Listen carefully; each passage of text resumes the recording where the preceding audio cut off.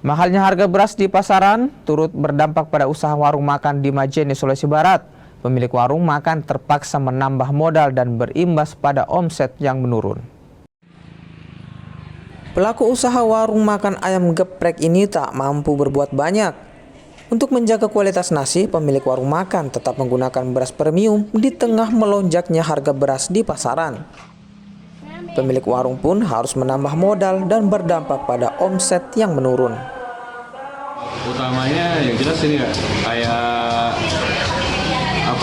modalnya itu bertambah, jadi kayak pendapatan jadi lebih berkurang karena modal utamanya nambah itu tadi.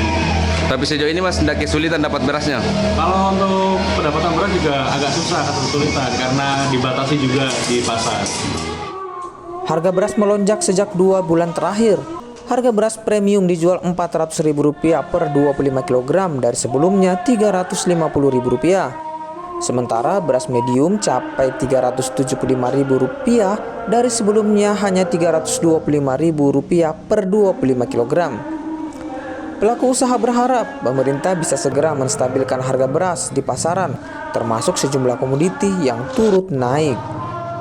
Edwin Arwampitu, Kompas TV Majene, Sulawesi Barat.